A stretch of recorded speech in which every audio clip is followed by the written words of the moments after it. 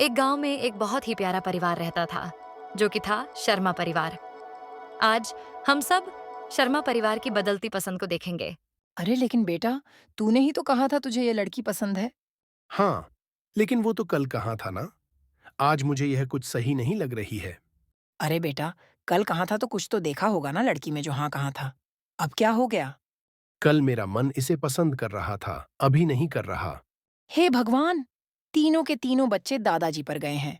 किसी दिन इनको एक चीज पसंद आती है, दूसरे ही पल कोई और। अब ये किसी लड़की में भी ऐसा ही कर रहा है। बोलो। अरे मन तो बदलता रहता है लता जी। अरे क्या बदलता रहता है? ये शादी की बात हो रही है, ब्रेड पकौड़े की नहीं।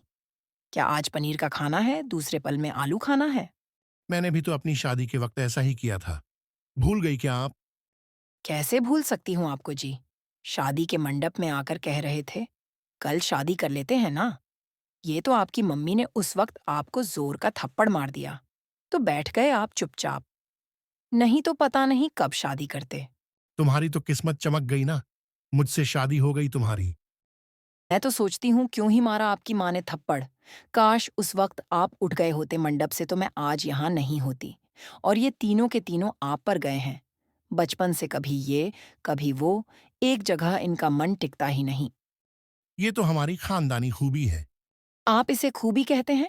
ये खूबी नहीं, बदनसीबी है मेरी। देख रोहन, अब तुझे कुछ करने की जरूरत नहीं है। अब मैं खुद अपने लिए बहू ढूंढ लूंगी। तेरे भरोसे तो मैं इस दुनिया से ही चली जाऊंगी। शर्मा परिवार के लोगों की यह अजीब आदत सबके लिए परेशानी का कारण बन जाती थी। लेकिन लता शर्मा को अब अपने बड़े बेटे के लिए बहू ढूंढनी थी। उसने यह जिम्मा खुद पर ले लिया था।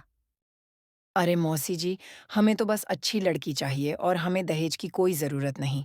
आप बस एक अच्छी लड़की बता दीजिए। हाँ, एक लड़की तो है मेरी नज़र में, लेकिन उसके लिए आपको गाँव आना होगा। हाँ हाँ, हम आ जाएंगे गांव में। मैं तो कहती हूँ हम वहीं बात पक्की भी कर लेंगे। अरे! पहले लड़की को देख तो लो, रोहन को भी दिखा दो, उसे सोचने का मौका दो, उसके बाद बात पक्की करना। अरे नहीं नहीं, आप कह रही हैं लड़की अच्छी है, सुंदर है, सब कुछ जानती है, तो मैं आज ही रिश्ता पक्का कर लूंगी। ज्यादा वक्त दिया ना तो कहीं ये भी ना कह दे। लड़की देखने की रस्म हुई। शाम को सब लोग मौसी जी के घर पहुंच गए। आओ आओ, बैठो सब लोग। चित्रा, सबके लिए शरबत लेकर आओ। जी माँ जी। मुझे लाल चाहिए शरबत। मुझे ऑरेंज दे दीजिए। मुझे नींबू पानी। रंग बदलते मूड वाली वही आदत। इतने में लड़की आ गई। रित्ते। आओ आओ शारदा जी, पंकज जी, बैठिए। ये हमारी बेटी रिद्ध है। रिद्धि बेटी, तुम तो बहुत सुंदर हो। अगर आपको रिद्ध से कुछ पूछना हो तो पूछ सकते हैं। अरे नहीं नहीं, मैंने तय कर लिया, यही बनेगी मेरे रोहन की बहू। तो आपको रिश्ता मंजूर है? हाँ हाँ बिल्कुल।